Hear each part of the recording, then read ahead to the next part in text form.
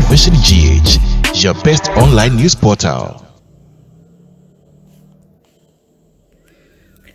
Abusuane adofo mema mu nyina mu akwaba One Vision kasafidie su enie wadaroma obaso anu emi subscribe button no ede amame me notification bell no eso ebrebia ye new videos ebetum no onsa ebetumi akabi onsa ka videos no na wo share ede ama afoforo wo like page na adwenche ne de wadaroma ehia nti ana de fa comment section ho no maba ni akenkan ni nyina ede amamo enrada na krata ebeto abonten se MPP amanyoko no apamo mpanyufo nan bia yera hopsin adoye eka ho wode nsempie na ababetu edwa ebra krata yi apie abonten akato ne bro na magane akwakoto abaye ma mpanyine mrahye bedwafo na eye presidential aspirant ayi wo mo ama various political parties ebo apro yera John Dramani Mahama de ensembi atodwane no na vim lady Afia Pokuaa so de na gentwere apie mu afasa asemi eho abusi ebre beto dwa se MPP amanyoko no asake mpanyufo nan bi edi efremu no eye nanabi wo ye national organizer edi ma MPP amanyoko no edi na dwenkyere aba afa ensemi ehu yera Sam George akwakopie mu ewo US abrochimemu ebra UN summit bi ekoso na Ghana fo ebo na baso ewo na kokudu akọ display ye ewo dwumadie no ase abina koko nude pictures a epie monte no ewon komo akwakọ bebre amadodo na echomo adwene enam so ema former MP ema Obuasi East abede na no ababeto ensemimu edimu enchiremu aba ebusia kame ho na ye no ensemnimu esuko ebusia de sere emu nyina manim sama etrene ewa be fonten fidie no eso no enra enna the new patriotic party a yera Justin Frimpong kodwa ye friend JFK General Secretary Edikrata Epia Bontain Ekoti MPP Constitution echere se yera Alan Kojoche Matia ebre na wo ye MPP amanyoko ni mapa na wo kogina ye presidential primaries EB na so wodi ntwo wono ankasa de pa Bontain se wa withdraw e de free eye contest ni ma ne kurakura mu wo sign echi e de free amanyoko nim no e ma yera hopes ni adoye yera yaboabin asamwa yera Boniface na face na wohin ento sa panyufo na yi ehuridi animu eye campaign de ma yera Alan Kojoche Matin na bra wate ne ho kurade free MPP amanyoko nim de akwakote afofranto movement ni nyina echi sa panyufo na ma bomuden egusuwa ebo apro edi yera Alan Kojoche Matin echi na no na MPP amanyoko no akoti wo mo party constitution echile se we kurade wusha said the constitution interpretation etia wo mo ankasa na apam wo ho e de free party nim enti officially no na ese party mpanyufo de krata eba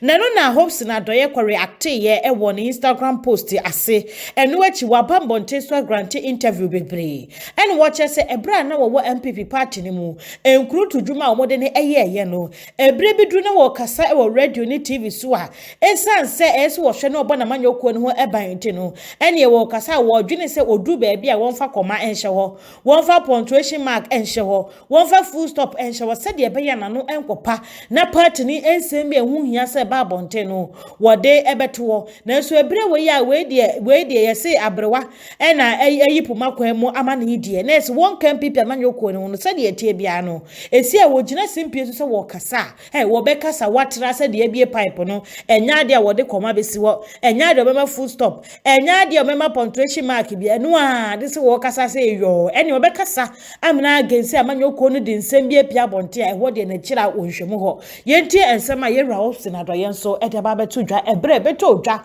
se yeyi ne din e de free MPP amanyoko no emu we say okay ya madam ho what you say madam ho okay because say you know first adanka me kasa na my careful say manon konkopa e wo MPP ho no oh say ye kasa punctuations nim there won't be any full stop any comma any semicolon ni ne kakeka ho ye beka ya dwene say ne sese ye kan what you say aha e jore de ma musro kra da ye ko yi me de me nim say nyankopon be ye yadom Yankopon ebeye yatum ebedru baby then people for no ba be pay any more aha ehodom anomo be kai enne near esine eteje problem Mate any what your mami nya una Mate mami nya una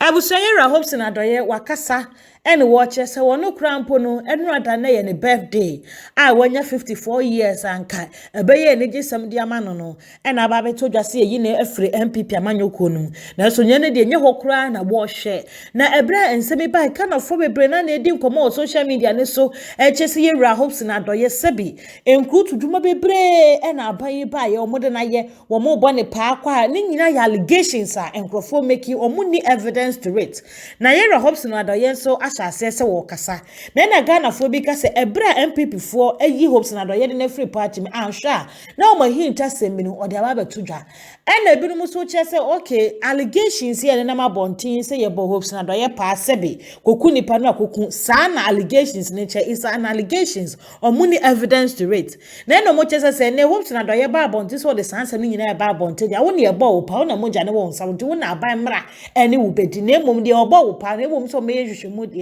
na so kan hu se de wo di baba bontin no wo so ehun frama e be fa ho bi enti enkomo ne de akwakwo ye de ja e wo social media no so ebi no mo chese apamo na wo no ankasa ene wa ba bontin boldly se wo support yera Alan Kojoche Martin with new visions enti ala na ekwe de na won na na ekọ eni se MPP for say no mo yi na free ma party constitution ni kura jere se oni pa won support o mo candidate elect o mo de ne kwa election no na obe support other independent candidates akwa said wo NDC na so be campaign ama John Dr. Alhaji Mahama automatically o meyi free party nim anasa akwa say wo ye MPP ni wo so kwa adwuma de ama JDM wo ye common floor MPP member they are fine but registered MPP member with a card membership card ye nim say wudi party mu ntentema ye de emfa ne say ye rasame awukusi ene wasore no so kwa ye adwuma ama JDM automatically we free MPP mu sana dodo na chese sana tie ejira hopes na do ye want ne ho ase no ase to defeat no nko no ye na agese wo de nse mepi abonte dia won kan hu se wonu anankasa na mra na obetuo Ghana fo ka se mebrebusua se de wo so wadwen chere etie no obetumi de afa comment section ho no maba na yakenkan ni nyina de amamo ebusua yentoa yensemi eso abaye na dankwa kufado eba yen free 2016 wo mo hye sa akyerɛkyerɛfo wo mo ko training college ekɔba me be kyerɛ ye mofra ade wo sukuu ma hodo eneyi wo beye lawyer wo beye doctor wo beye engineer wo beye nsɛdwuroni wo beye president kura wo hia o kyerɛkyerɛni na wa kyerɛ wade de wo fa sa process ni mu sɛ wo start wo kindergarten wo ko wie mu wo primary wo ko JSS wo ko senior SHSCB wo ko tertiary ni nyinara no chichani ena ebekyerɛ wade no ba bayi wo pabe na wo pese wo ye wo abrabo mu na ban tina se hu se achechefo bebre na pass out wo mo kogina classroom so mo kyerɛ ade no matoto apapa so ne ade a entiansa na obekɔ training college ne awie no yesi ye free bibi lance shana hwan exams wo betwerɛ saa exams ni ebi wo twerɛ saa exams ni awie na wo pass a eno ne emema online se sa obetumi akwa kyerɛ ade hu se wo wie mu de peye se wo kyerɛ ade se wo kyerɛ na se wo mu yedu se wo kyerɛ ni na a lawyers for ansa na ye be call wo to the bar no wo mo twerɛ saa exams ni ebi ansa enti wo hwɛ na anu ama governor de ekura na ye kyerɛ sa lawyers for wo mra ene hyehyɛ ya ebo wo mu kuo ne ho aban enti utumi nye bibia kekese wa law school ebi enti no yem pass wa na yem call to the bar enye possible enti saa exams ya kyerɛkyerɛfo yi atwerɛ yi yera John Dramani Mahama wono na esebre NDC yi ni se woni wo manimu biem na wo mu onfo kwa 2024 general election wo guso awo ba pro na aprobo nim no ena woni akyerɛkyerɛfo di mpu no mopa na kyerɛ JDM saa exams ya ye de nyame nim kure ni emwa ye kura exams ne din na enam so manipa bebre na entumi empaase entire ne nka wo ba ye hu bibisa na etwa na betwam krampo de afiri won ma twam fama ye se de be ya akyerɛkyerɛfo so ye ko training college no ye hu betumi ahehan na enka ne na entesa ena JDM so waka maka mate me ba me ye review me ye bibi dia fa me man sakyera ye abemu na film lady Afia Pokuaa JDM I'm so much disappointed. Wasi Ghana for the yeni suba yo yempe bre ye paso o mani koye. Nanso ade e be ya aboa wo man na ma o man na chichire ni mpuntu akwa ni mo ni yempe.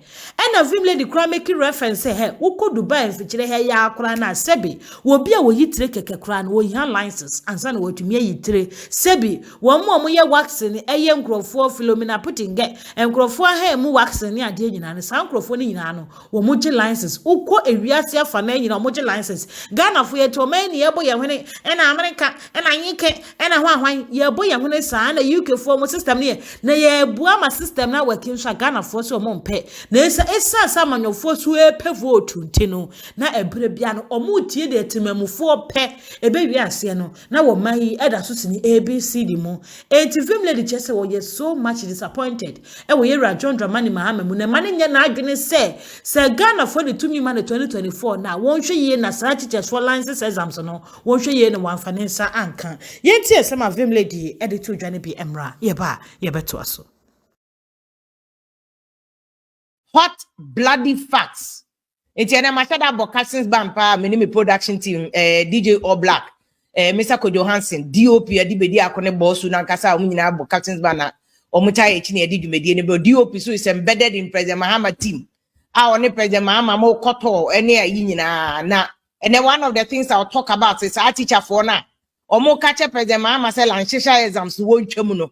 Mene Mahama, Minimsa Mahama catch him say Wakan Wasem 2016, baby.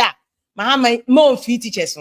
There is no justification for cancelling the teacher licensure exams.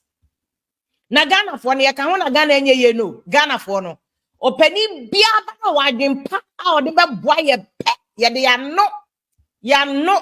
Almost some penny for no vote unti. Then they came in and follow us. Sabi and say they follow us into the dungeon. Moko abrochire UK ni US. Dubai cry included, China included. Ube yiti, we are baba cry, we hear licenses. We are baba cry, we your license exams. Data entry clerk, oh, type here, your computer, so, and the information, go internet, so, we hear license. Or more, sabi, or my baby, from Chichi Maya, see, yes, you're from movie, Shea, or someone wine. Woman, Maya, see, me. No, Maya, no, a year, friend saying, what thing? Woman wax in my ass in our year license. The old chuchu be saying, or the license. The old chia punches say, what the license. The opera, what the license. The opera mrewato, what the license. Obia the license, Ghana, teachers. Muko London, and Muko trial license exam to her.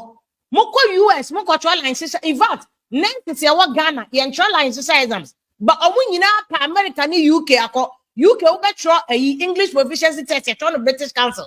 Oh, by US, I was so try and place. Nick Billing, and so Ghana next is a try.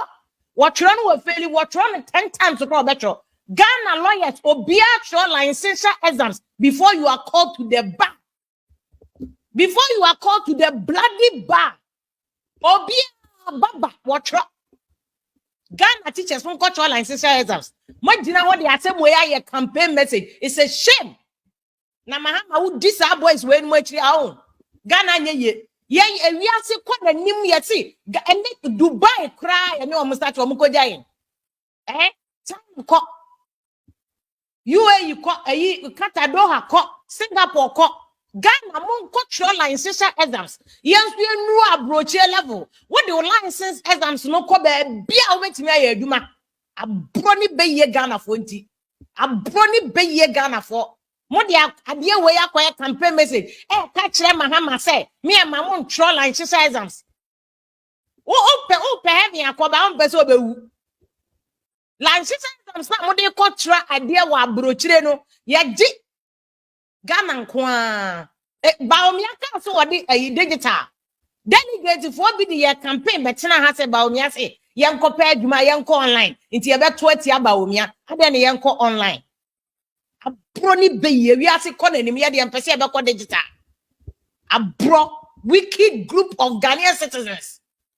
Quatra and so Quatra online. Quaqua apply online and not your brochure, Bidia apply online. A Juma baby, online, you work from home. A brody be ye Ghana for. Ghana COVID buy near my ton and next store bebre obi bebre for close to almost store and almost to online. Uko Instagram. Me to bed sheet, me to online. Instagram me who am sending a DM. But all bed sheet me pediato. Or you don't worry, you make out sending memo card the abroad. Mr. Fabre will piece FM. No more the aba. Everything is going online. I broke Ghana for. Yeah, to my dear crowd. Ko register online at yenye. This is Ghana. They say Mahama boss is here or yeah or ye line she says that if you are a baby in a pampaso. You are pushing Mahama into the ditch. Pushing him into the ditch. No man ye pesi akwa my branch osikani kwadwo kwache was it medical laboratory scientists for almost the same professional exam. So why are the teachers running away from it? Busa teachers no nkwala ba wi ase mrantie ne mabawa mo na mo ye the future of Ghana.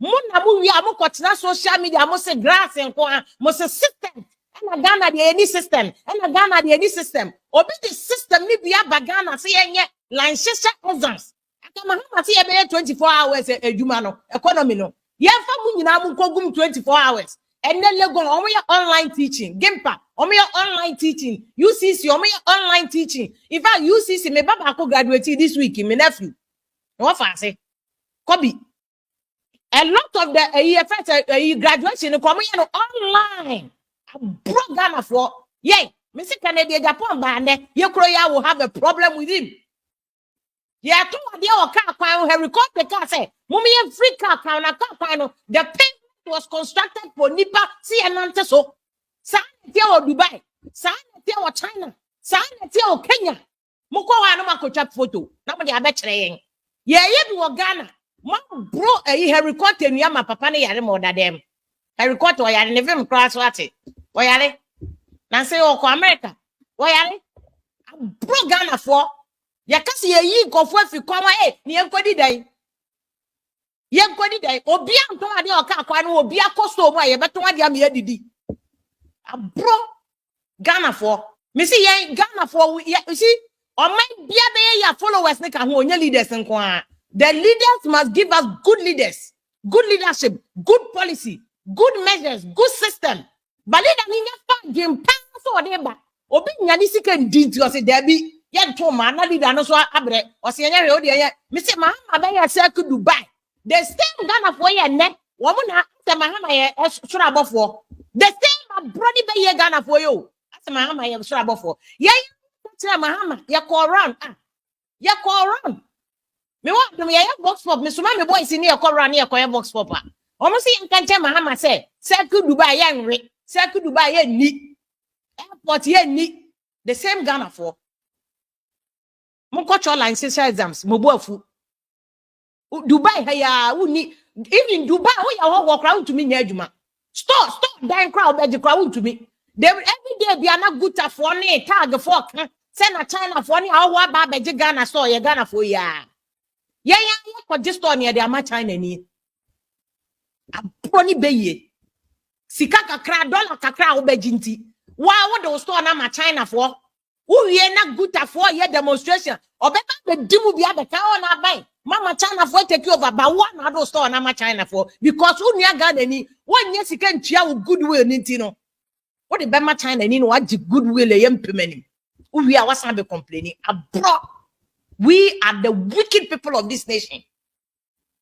we are the wicked people sika nkofo je omo to abai eka ye obi anke be catch politicians say yempe corruption and the man my sika wo de my so ye nje na be TV so openly saying that look any politician who attempts to give us money by omo de ba ni be TV so asan catch them say mo de ba be jedi because e Ghana ska politician so be wia no de abrew obe bro 0.1% the aka 99.99% no e be ko ni bottom no de ne ma ko abrochira ko school na abro e refi say ya na ye bre na ye be breda Ghana ya dome ye ho abro ni be ye Enkroma ye di obeye bia magana for ye tutia no the same Ghanaians call demonstration ko ye yi na ye enkroma me one kroma ba for no enkroma show boy I want to see you come enkroma show boy the same Ghana I want to see you, Kwame Nkrumah show boy.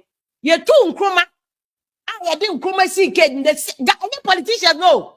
Ghana for one the couple boom Nkrumah statue. Boom Nkrumah statue. The same Ghana for a bro. Aka Mahama ba. Mon can't Mahama say. Mahama like she exams no also yeah no. Yeah, breba mun streamline and maybe into me yet. Lunch exams no online. And I yet to be facilitating and them. More posting or when you're posting in your digital. So that baby about me, I build your duno. Nanka Mahama to want to build your America for level, and not Dubai for level. Another one, but I'm not building here. Quiet him. You're quiet him, a bro. Mistake. Alan Chairman, see President Kufuor by Alan Chairman, trade minister. The kind of job they did. Garment and textile factories no more DJ. Ghana fonti. Garment and textile factories ni nyinegu.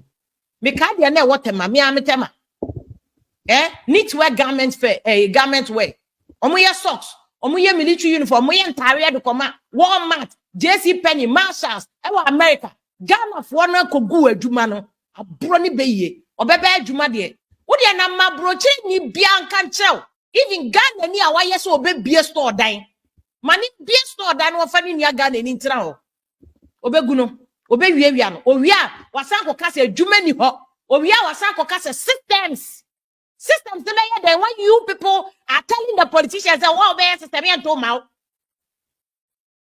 Who catch up politicians that do obey system? Young to mouth into politician ben and Ghana Singapore. Politician ben and Ghana Dubai. Ban Dubai or Cassie and Chia a first saying mobile money expandeno ekoye ni gida. And then omodia napco. I brought big beer fight it. Be fighting. President Kufuor said, what is health insurance? I remember the things that we said about President Kufuor. And the health insurance, who could be a crash here. And your health insurance and could be a Ebusia na yese ye kwa yanimu dia ebeto odwa se empanyufo nan eyera ya obuabe asamwa yera Boniface Abubakar nana wohini ento ne kurakura mu Hobson adoye sa empanyufo nan MP before the krata epia bonte se wo mayi wo mudin e de afra manyoko no efi se wo mo declare wo mo stand boldly e de support independent candidate eye Alan Kojo Chiramate ne wo no so resign e de free MPP amanyoko no mu na centrofo ato ache eye lawyer Nana B wano ena woye national organizer edema MPP amanyoko no first na woye youth organizer sesebre woko national organizer wodi sempi na tudwa na wodi emu nchirechire mu abase Ghana fo ntiase a wo chese wo clear no edi amagana addition tebusua yentie ensema Henry Nana Boache Nana B eso edi ababeto dwa ne bi emra yeba yebeto aso Henry Nana Boache ye lawyer ni a wono ye the organizer, national organizer of the MPP. Na dia someone na you hope sia do ye sitain ya pamono na no hininto yes ya pamono ya boabia samwa was wonko Boniface Abubakar MPP dia samwa na bi. Ohine no kra 20th November 2023 General Secretary at the krata aba na ohine mamen kansi su dia se krata General Secretary dia aba. Enye General Secretary ono ankrankra na kuma so ade anase na dwempo ena ode ato krata nso. General Secretary nano yakoye National Executive Committee meeting. Yakoye meeting no ya discuss sa anima we nyina se opani a wako kontinkro wa announce washasya oba pro eyeyura Alan Kojo Chiramate mpanifo bi nso awo party mu a omo nso no atu edi nachi se ono de omo ne na yedwuma omo ne eba pro na ohene your constitution no article 391 mekoto kakra yura na machim say a member of the party, which is the New Patriotic Party, who stands as an independent candidate against the officially elected member of the party, or who joins or declares his or her support for another political party or for an independent candidate, when the party has sponsored a candidate in a general election or by-election, automatically forfeits his or her membership of the party. And the Ohine Buzamia, Asem Ninje Mwane say, party, Ekoyi candidate, any parliamentary candidate, and now or presidential candidate. Now we a member of the party, now also kase there be obekwa kwantin kro. Ni edi kan wan kasa na wonya nsusuye se obekwa kwantin kro no. Wa hu no. Na say where you hu every party ni. Enye obi na yi wadie. Enye obi na yi wadie. Na mra no say no official of membership. And you edi kan. You also me no and say we a member of the party. That's a party, a candidate, say a parliamentary candidate, and now presidential candidate. Now, also they will support. Not only support, if you are seeing someone or senior panel candidature, you are campaigning for the person. You are with the person's campaign team. I want to bar pro only koba. Sa nipan one so no a one. Where you want you be the commentary. Boy, she are connected in it. That is the way the rule of law, and not rule of man. Baby, some see we ya come National Executive Committee meeting. Yedi hun komo. And when you bra, edi kan ya bibisa asini. In fact, we've had this a war, a year na parliamentary side. Ni pe mo declare so mo independent no. Every bia no mo ankasa no. Na wo free mu wi a na person baby ma you apply to be a member of the party. Etim penifo ya tro mo di wo krate no. They have either declared openly some more supporting, or they are with the campaign team of Yera Kojuala and Temanting. Omone no bar for na ebra where a chenyen ebra no omu tu sana moni yanya your presidential candidate. And you know, technically you cannot say Adena the dada Yera Temanting eka say where you know free party nango for insuno edio machino. Adena manso na afi na matro. It is because pe mo sha se yi biadi na mo be na party mo wini power kwame ohini eh ekrobia ya mfa mra anchichire no sa kru no ebo ekrobia ya mfa mra anchichire ya mfa mra anya adwuma no sa ekru no ebo dwumadie bia ihyehyeye wom mra wom ne amfa san hyehyeye na anya adwuma no sa dwumadie no say a angel group of companies senka ya amfa mra anchichire angel group of companies na ya amfa hyehyeye anto na ya ndi so a nkene nkente se ne sitie no teme bo nipa ba ku bia ba so pa ho Yera engineer Kwabena Ajiye Japan. He has exhibited exemplary leadership. Look, ebra okoni pata no ka ho bi o. Ebra wan ka ho. And one of say, look, any partner decide we or you're okay with it. People should learn to understand and accept the results. Ebra ye say we you know was say or no you be an or the general secretary of the party. Or here told them, you know, saying the national chairman of the party at a point, maybe no, saying the national first vice of the party, saying because not Emrano a yejuma. So the fact that Amanyosam yedi nipa na eye na obi wo mu a obeye a destructive factor for the party no. Eno ntre se yenye tataso mumwaso na yemfa yensan hye yedemre fam. Ni nka se oh ene nya hwe e basa pe omra na wo tietia ne no. Ye na no kra wo mo say ayiwe me ye akokonsafo na wo ma send a message say na se sa na ya Canada ayi fomina no na no ayi second deputy speaker yi say wo ye say na eno de mo anyi na di na wo wi ni wie ye nso kra mo sa akoye say enya hwe bra. These are two different. Yeah, nkwa oka Radio Wise. Ebra Radio Wise go independent no. Ono ano party na nkasa no. Oyi hufi. In fact, okoye independent candidate, and he applied to be a member of the party, and a party no koye nhese and your sergeant sergeant. Yes, a bra you run so no okọ for me na no. Yes. Someone need you know. Yes, o wini wie no oba amra sebedwem no so oni MPP ebego. Na wa na ye ala ko wini a mo be mena sa abade. Chatham you.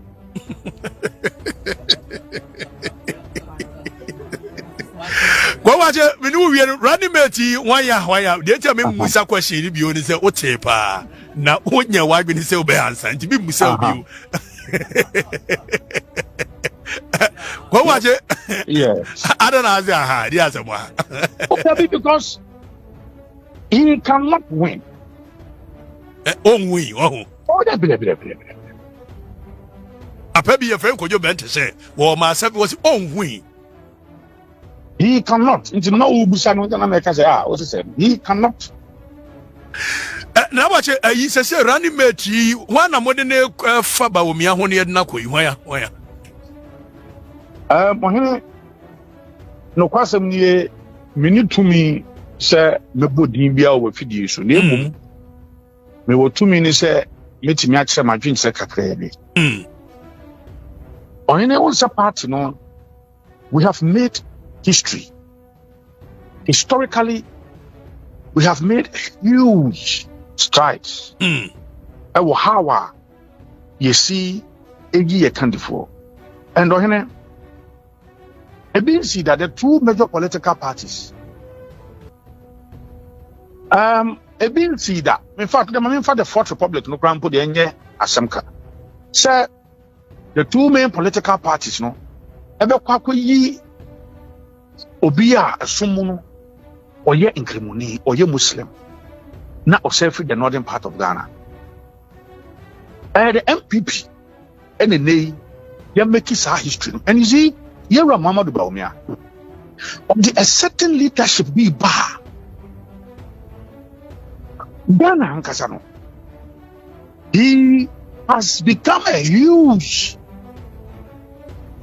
emblem and he's become a huge symbol for religious and tribal tolerance.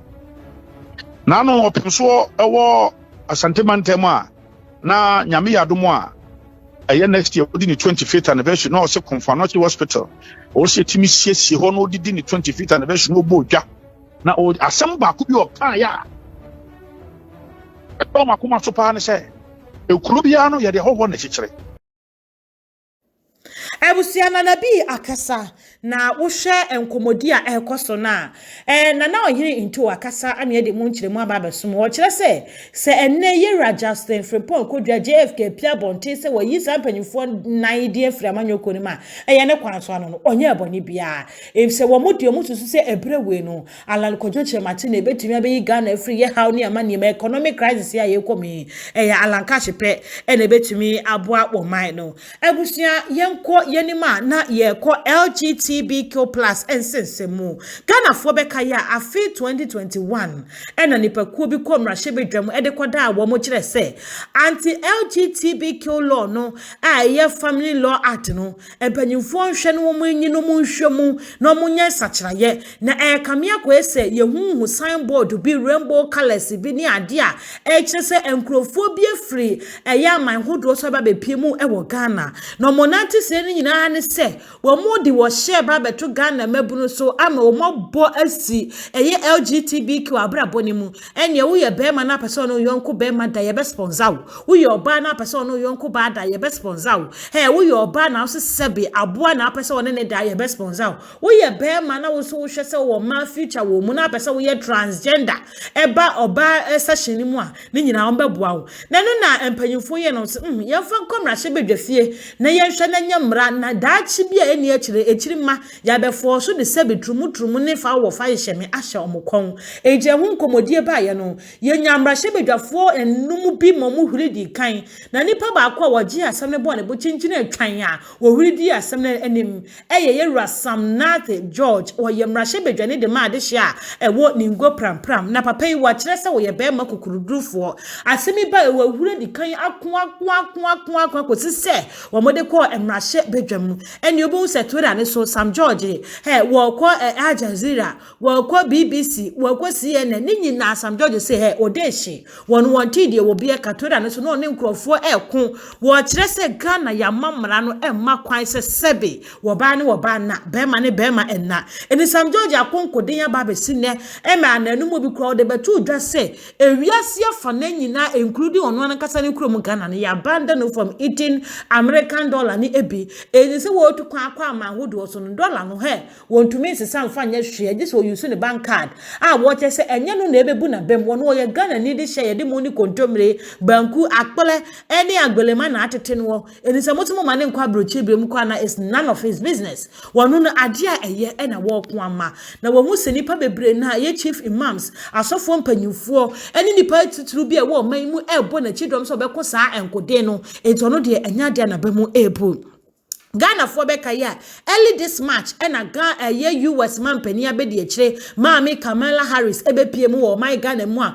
won nana dan kwaku fa de ko shemu Jubilee House enkomodie mu na ye chese kana na adun ka ese wo ka che Kamala Harris say Mami for wasem ko na sa gay and lesbianism ye ne hu Mami say a human right in America for person mo chese mo de ne be hye ye kon sa abre so na man penny ne na abai loan e wo IMF ne enim sa IMF nso ni ku ba tan kese no US abroach memu enehye entidie na no mo beye etiese ne mampanyi ekasa bebuo mu kasakwa de che maame eye Kamala Harris na yehu ba bia asem no ebefa na nso ni nyina mu no Sam George akonkodi ababesine na abusuasese ko social media ne so adodo na ebo Sam George abaso papa yie se wa yade mo piafo wa konkodi na enkodi a wakoni nyina ne se wakwa kopie mu ewo UN summit bia ekoso ewo US abroach memu na Sam George introduction jumadi na okwena abrofo nkuto na etwa ne nwachia wono nkwade ko bibini a wosimu na Sam George na kokudrom ya dwense bia kokodu US abrochi mema nka na obepo no se me Sam George Ghana ne de share obua me ningo pram ni boy send the die bia no me konkoden e de age Africa esi wonom na western world ne entimi impose LGBTQ emfa share ye kon na Sam George kopie mu summit na se introduction no ene wo se ai wo ye friend Sam George wo ye mrahye bedwane e wo Ghana parliament ningo pram to be precise eno e wo Greater Accra region wo wie ene wo se wo ye Ghana ni na afesu wo ye Kristo ni mapa Catholic ena wo na asori wo ye ema na waware with one wife ne yire ye ba kope ena afesu owo enkura miensa wo ye proud father wo wie no se an wo wie no se mamfa mu nra bible mu fa mu nkonchirechire mu kakra na wodi enchirechire mu fa sex mu so etu dwa na oche se sex nso wo chirechire mu ede ama wo no chire se hwe abodi fiti asere nyankopon hihye ye mu no nyankopon anka no ba bia da se bema enware bema woba enware oba na emom ose bema ena eware woba se the bible kan ye se bema bejane nane na eja hode ne ho akofam na yire no maye honam ba akono abodi fiti ase bra nyankopon bo adam wiye no was eni kwan se bema nko etena enti o ma adam da na ho no yini fimpade wode bo adam ana de bi wode bo is eni Sam George tire se wokun we de wokun no akwakoya African hero ede ama West African countries ne enyina including ye east no mo ke ka ho nyina na Sam George wakasa wode ncheche mu aba na social media ne so every the Twitter ne so wo trend dodo na ebo na ba so say we de wo be ma kukudru for piawo jiwtu ebusua yentie Sam George ebra okopie mu wo ye UN headquarters ebra na summit bi ekoso efa gay and lesbianism ho no yentie ne nsemo de to dwane bi emra ye ba ye beto aso. So we'll now have two brief comments from the floor. The first is Mr. Samuel George. Mr. George is a member of parliament from the country of Ghana. Mr. George. Thank you very much, and all protocol duly observed. As a natural-born man, a charismatic Christian, a husband of one woman, a father of 3 children, and an elected member of Ghana's parliament. I hold the role of the family extremely sacred. I believe that the right to found a family and determine same is a right that accrues to everyone within the context and spirit of the 1992 Constitution of the Republic of Ghana, the African Charter on Human and People's Rights, the UN Universal Declaration of Human Rights, and several other recognized international treaties like the International Covenant on Civil and Political Rights and the International Covenant on Economic, Social, and Cultural Rights. 75 years after the UDHR, the spirit and letter are more poignant than at any other time in our history. At a time in our world where supposedly progressive forces are agitating for a redefinition of the core principles of what a family is and represent in a somewhat regressive manner, the genuinely progressive voices like those in this room must rise in defense of family, its values and protections. The concept of the natural family is under attack, and a siege is being attempted on the spirit of the Declaration of Human Rights. Let me be clear here and now, sirs and ma'ams. There is a distinct difference between sex and gender or gender identity. The pseudo-war being waged by some against the family is premised on this obfuscation and literal obliteration of the distinction between sex and gender. Sex is a biological construct that transcends race, ethnicity, religion, and jurisdictional jurisprudence. Sex is binary. You're either male or female. God determines this at the moment of conception. A fetus carries either the XX or XY chromosome, determining whether it is born female or male. From my beloved Ningo Prampram constituency in Accra, Ghana, to New York, and Rio de Janeiro to Madrid or Delhi to Perth, the interpretation of XY and XX is constant. Gender or gender identity, on the other hand, is a social construct that has evolved on the peculiarities of various societies. From the onset matching the binary nature of sex, we see different recognitions of gender today across the world. There is no universality in the concept of gender or gender identity, and it is highly fluid. And as such, gender or gender identity cannot form the basis for any rights accruing in a covenant, a convention, or international treaty which seeks to be globally acceptable and binding because we have different interpretations. This is the basis for my avowed position that the letter and spirit of the UN Universal Declaration of Human Rights is apt and meets the needs of our global world today. It emphasizes in Article 2 of the rights, the rights and freedoms in the declaration, and is clear that there shall be no distinctions made based on sex.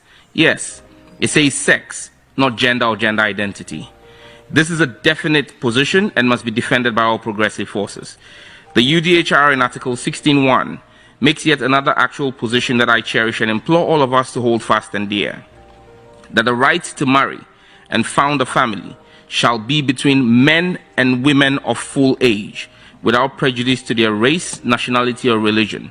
Yes, it says men and women, not men and men or women and women. Yet again, this is another reinforcement of the principle of sex and not gender. As a proud African, Article 2 of our African Charter on Human and People's Rights also echoes the principles of enjoyment of rights without prejudice to sex and not gender. As Africans, the role of the family is cardinal to our society and its well-being. To reinforce this, Article 18 of the African Charter recognizes the family as society's natural unit and basis. It imposes a responsibility on member states in the African Union to protect the physical health and morals of the family. Yes, it said morals of the family. It declares the family as the custodian of morals and traditional values recognized by the community. The Charter says there is no ambiguity here, that the values of family as a union between a natural-born man and woman must be protected by all of us.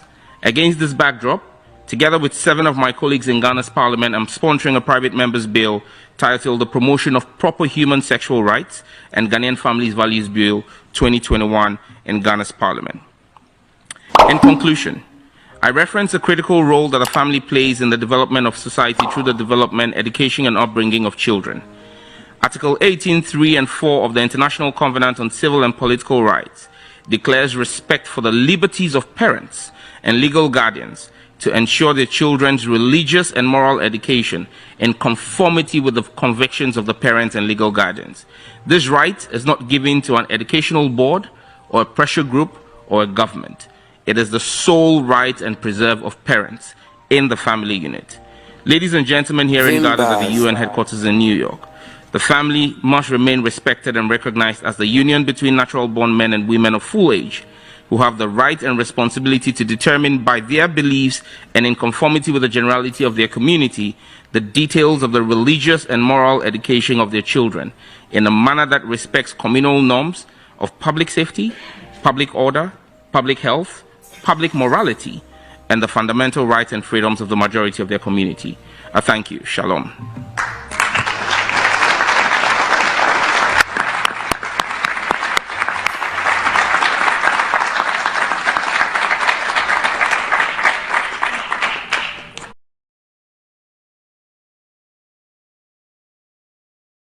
Ebusia Sam George na mo otu abotu ye wo UN summit e na mo bo na baso no so wa ya ade mo piafo na ebinom so chese enye de ehia ni ngo pram na atete apansami kwene kwa ye okuro mu ye na wa ye ho ageman we ya wo ko de amanefaso be na obenya de afiri so na utim se wo mo twa abo ne ye gay ne lesbian fo no na jese wo mo twa abo Sam George wo mo so mo nye gay ne lesbians na mo support gay ne lesbians say eye omo human right dia na sebi obi se won wonya adwuma kro no beba any human right and a girl say omo ye hook up omo chese ukokọ ye adwuma na ebetua o kafia bi de na sebi omo kosu akuma no o meton de ye hu omo human right na so yesi Ghana constitution ma kwan sa eji yesi human right de na ebusua anka ebeja obi akwan kan na memesore a mekọ parliament house jubilee house na kwa ofufu ho medidi me wi na mababa menem enkonwa na omo teso na wo mo de hyemrade ama my Ghana na mababa menem no manda adaya ye human right there be Sam George say yenye ne saa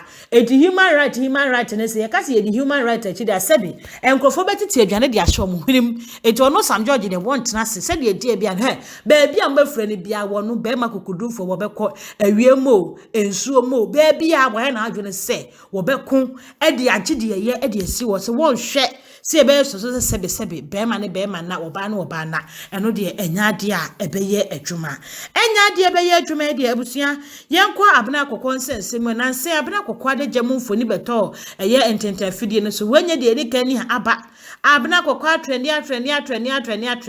na ebra ne sex video CPA mountain penos nipa mienu bi ene wo bo mo so ana wo bo mo so bo se bo mo na aye enti wono no de so bo ne bom na nam so ma eye blogger ye friends amike post for chene de no mo kopie mo na kache abna kokwa mpanyimfo mienu obo mu din abusua akwakọ fan sembebre na edi aba mpanyimfo mienu gu so defend wo mo chese enye nokre na no ena former MP Emma Obuasi is Yera Edwin edi ensemi aba betu dwa no wo chese abna kokọ onim ne pa woni ma abna kokọ pa enya senketo a abusua ne din no eye Edward monfa enchemye Edwin ye difference between Edwin and Edward former Obuasi is MP and watch us say abna kokọ ye na danfo woni ma abna kokọ 1990 kodwo ho na abna kokọ lesi ya wa bobo mpanyimfa wudo de ne mpempie no na fefo hu na na mo atwadwom so honorable na de na wuda abna kokọ mo udinos na se me ne abna kokọ nkodae minima abna kokọ over years ni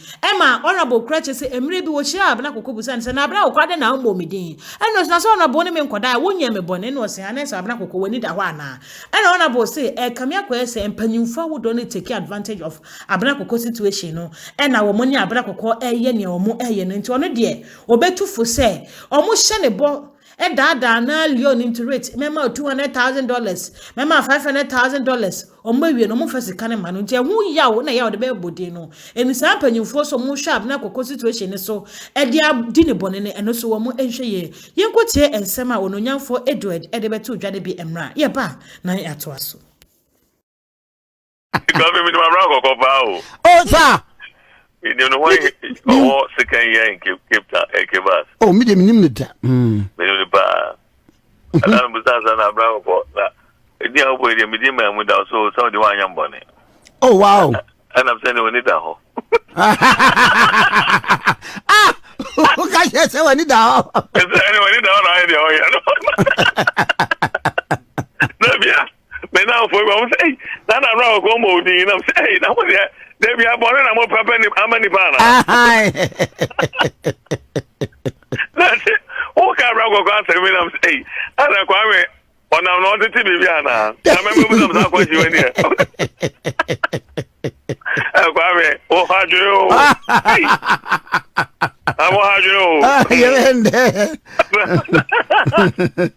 Oh, God. It's unfortunate.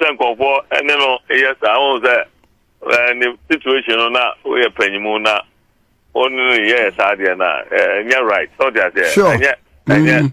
Oh, I think the more influencing or no, or more non I do also more no movie. After the more cast on by no more yamano, I think then the money buffalo. More take advantage of the situation. There you are there. Officer vulnerable, no more take advantage, which is not right. What are there? The situation, yeah, take over the situation for you, you're fine, no mind. Oh, at the time, perform yes, and if it is true, there is wrong. Oh, also about 2 people we say among leaking the video, no, and also say not also not any go through pain. Oh, it's a compounding situation, and yeah, and yeah, Kwame. I don't be in yo.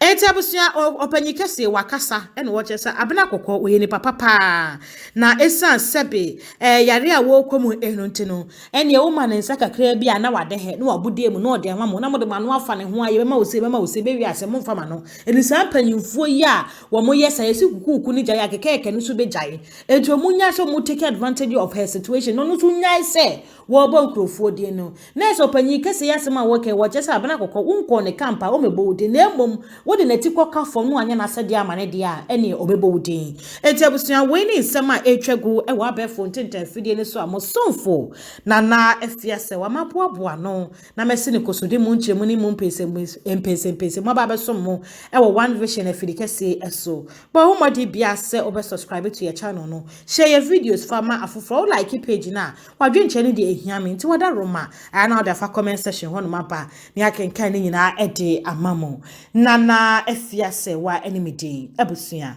makramo.